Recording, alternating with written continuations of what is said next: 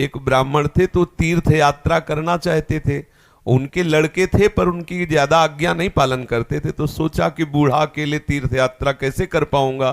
तो एक गरीब ब्राह्मण का लड़का था, उससे कहा कि भैया तू इधर उधर नौकरी के लिए भटकता, अगर तू मुझे तीर्थ यात्रा करवा दे तो मैं तेरी खान पान की व्यवस्था और धनराशि भी दे दूंगा। ब्राह्मण ने कहा चलो अच्छा है, आपके साथ तीर्थों का भी दर्शन होगा। तो जहां जहां जाना चाहते थे उन जवान ब्राह्मण बूढ़े ब्राह्मण को ले गया, तीर्थ दर्शन कराती हो। जब ब्रज धाम आया तो उसको बहुत बुखार आ गया बूढ़े को। उसने बहुत सेवा की, जैसे मतलब माता अपने बच्चे की सेवा करती है ऐसे सब सेवा की उस जवान ब्राह्मण ने। बड़ा द्रवित हुआ बूढ़ा ब्राह्मण, धनी ब्राह्मण था वो। तो गोपाल जी के दर्शन जब करने गया तो उसने कहा बेटा तुमने बहुत सेवा की है, तुम्हें क्या दे सकता हूं। मेरे एक बेटी है, बहुत सुंदर है बेटी और बहुत धन संपत्ति है, मैं तुम्हें दूंगा। बोले देखो बाबा तुम तो यहां बोल रहे हो, घर में तुम्हारे जवान लड़के हैं, हमारी पिटाई करेंगे। बोले हम गोपाल जी को साक्षी करके कहते हैं कि अपनी बेटी का ब्याह तुम्हारे से करवा दूंगा और संपत्ति भी दूंगा। बात हो गई। तीर्थ यात्रा करवा के जब घर पहुंचा तो बूढ़े की हिम्मत नहीं कि बात कर सके लड़कों के सामने, क्योंकि बेचारा गरीब ब्राह्मण का लड़का।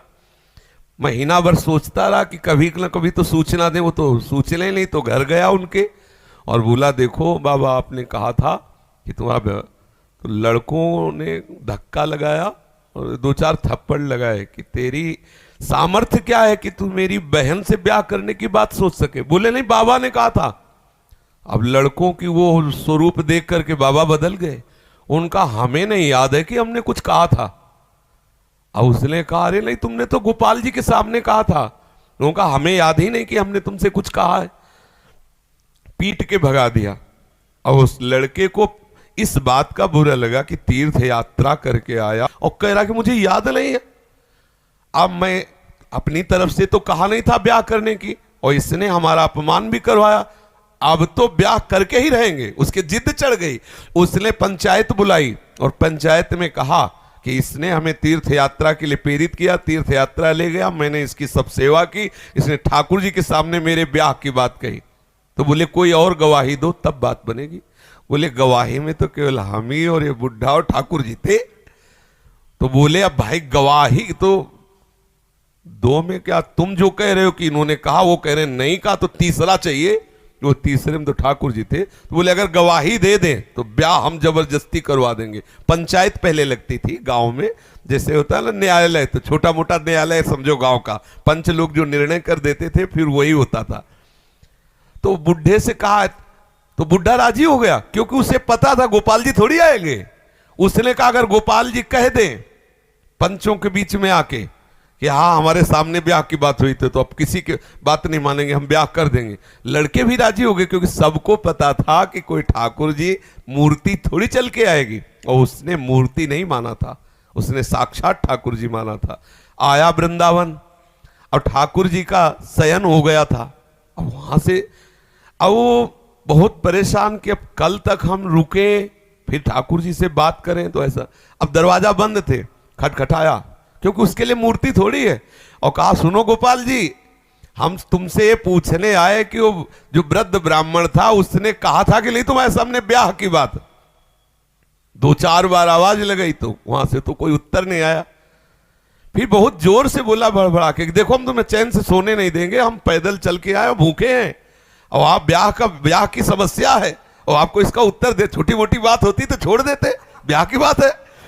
ठाकुर जी ने अंदर से कहा मूर्ति कहीं चलती है, वहां चल के, जब बोले मूर्ति बोलती तो चलेगी क्यों नहीं।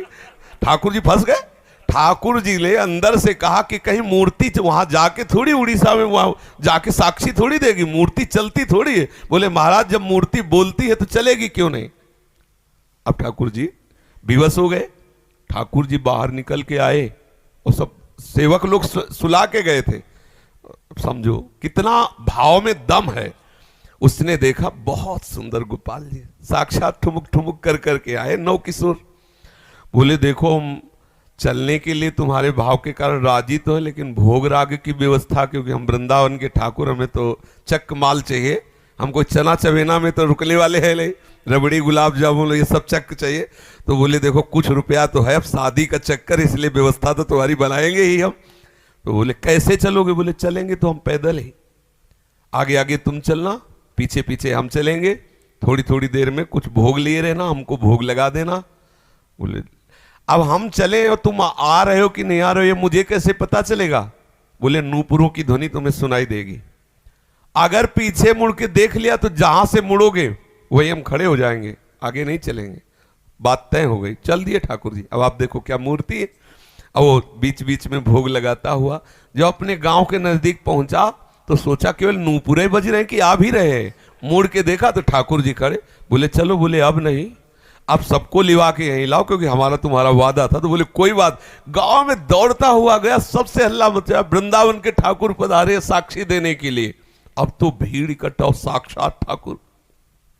अब सब पंच आ गए, तो अब पंचों के सामने बुढ़े को कुछ बोलने की हिम्मत नहीं रही। ठाकुर जी ने सबके सामने उस भक्त की वचन रक्षा के लिए बोले और कहा हमारे सामने का ब्याह हुआ। अब आप सोचो, अगर ये कोई बात सतयुग की नहीं है, ये बात सतयुग की नहीं है, ये कलयुग की ही बात है। हमारी श्रद्धा, हमारा विश्वास, जैसी हम भावना, अगर ठाकुर को मान लिया कि मूर्ति है तो मूर्ति ही रहेंगे। अगर मान लिया कि हम भले नहीं समझ पा रहे लेकिन हमारे ठाकुर है, तो एक दिन वो समझा देंगे कि वो ठाकुर है। जो छवि हम देख रहे हैं, राधा बाबा के पास भी ऐसी छवि थी। तो राधा बाबा से ठाकुर जी बात करते थे, ठाकुर जी मुस्कुराते थे, और हमारे सामने छवि, क्योंकि हम उन्हें फोटो मानते हैं। कभी फोटो और ये बात ना माने कि मूर्ति वो साक्षात है, ऐसी भावना करे तो अनुभव में आने लगेगा कि ठाकुर साक्षात है। जी।